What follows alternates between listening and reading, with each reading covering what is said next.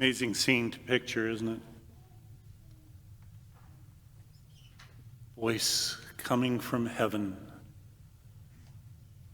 This is my beloved Son, in whom I am well pleased. And I wouldn't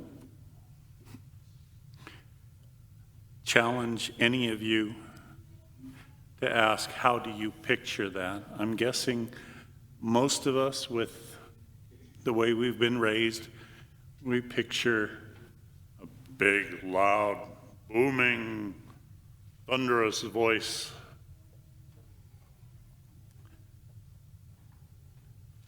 But it could have just as easily been a melodic, joyful, not overwhelming,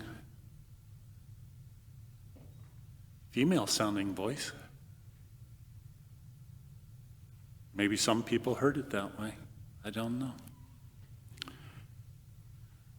How cool would it be if, when we did baptisms, when we celebrated the sacrament, since God doesn't seem to want to do it on a regular basis himself, but if we just had a recording hooked up or whatever, and right after the water was poured on the baby, we had a voice that boomed, "This is my beloved child, in whom I am well pleased." I think folks would remember that.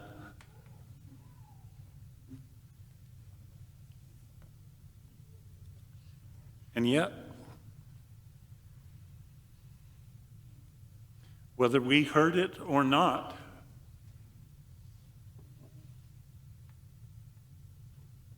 that was what God said at each of our baptisms. You also are my beloved child.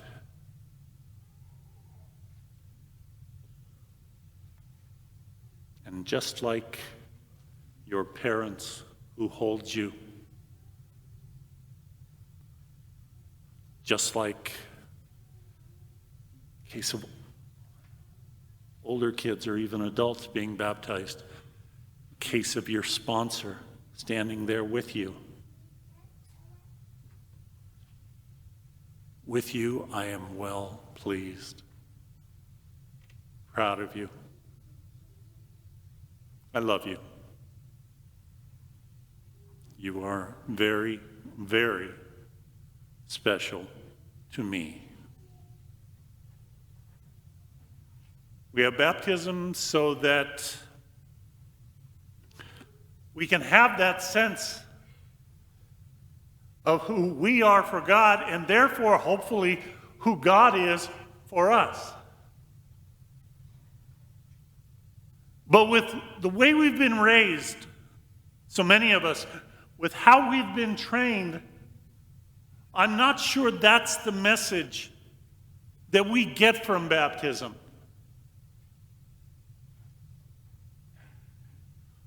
With the way that we have been taught to think about how God is, it's almost as if in baptism it's more a statement of, you are my beloved child, and now you're on the clock. You are my beloved child, and now the test of your life begins. And your goal is to not get me ticked off at you. Your goal is to obey enough of the commandments and the rules and receive enough of the sacraments that by the end of your life, I will say to you, yeah, you've done okay. But don't be too sure about that. As you live your life, as you go through, as you worship me, live in fear. Because I'm watching. I'll be sitting back and keeping an eye and keeping track. That's not exactly the joyful message of the Father.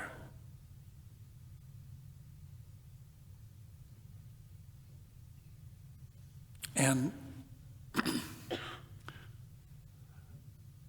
we have a hard time accepting that because we have been taught that God is about the rules and the commandments. Almost as if God is,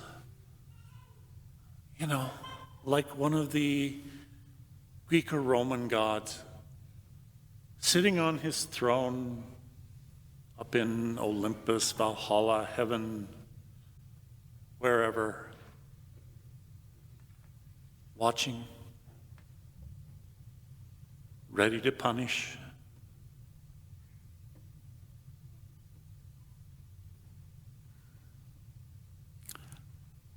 Jesus has tried to show us that God is not that way at all. That when he says at baptism, when he says at our baptism, "You are my beloved child. In you I am well pleased."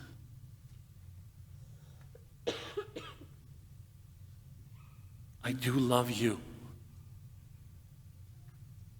You cannot win my love, but you cannot lose my love. It will be there for you.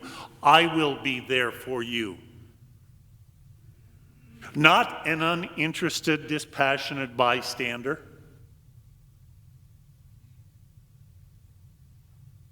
But someone who wants to be journeying with you, to be sharing in your life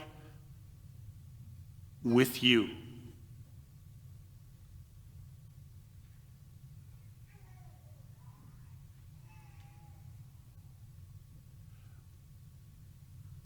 We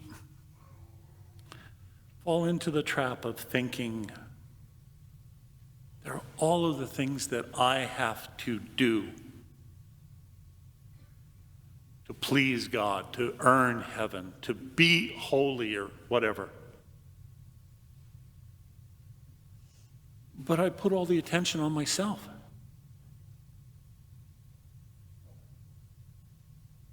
And it becomes all about my efforts.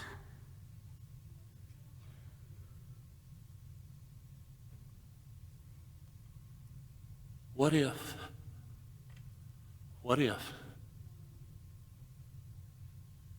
the God who affirmed Jesus at his baptism in the Jordan,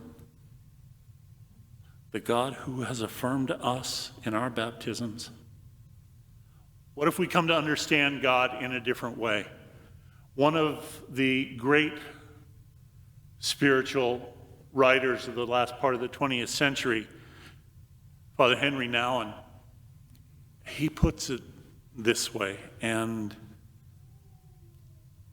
it's a challenge for us to take another look at God. How do I see God? How do I see myself with God? What Nouwen writes is, the question is not, how am I to find God? But how am I letting myself be found by God?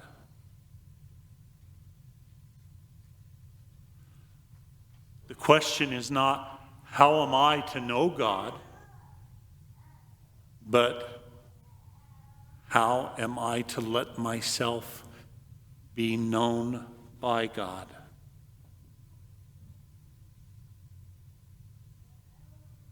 The question is not, how am I to love God?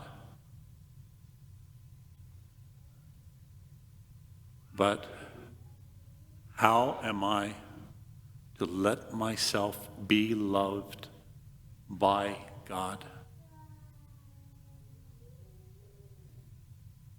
It's a very different understanding of God, because it's God very much involved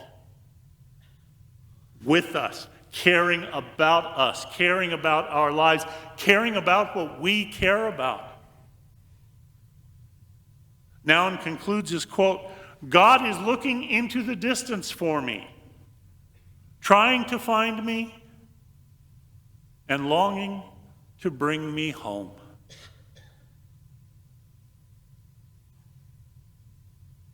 That's different from God is watching me, God is judging me, God is testing me.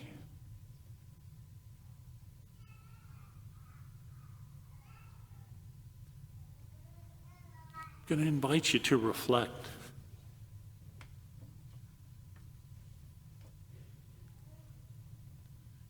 If I really can take to heart for myself and for others the statement of God, you are my beloved child, in whom I am well pleased.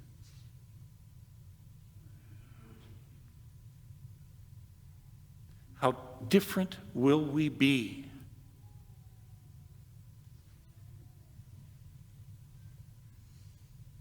because, as the theologian Paul Tillich put it,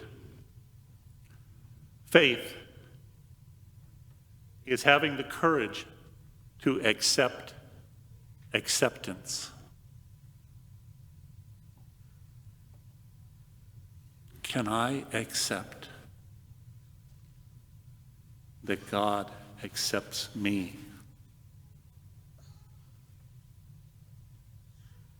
Can I have the courage to truly try to see God in a new and more loving and more open and more free way?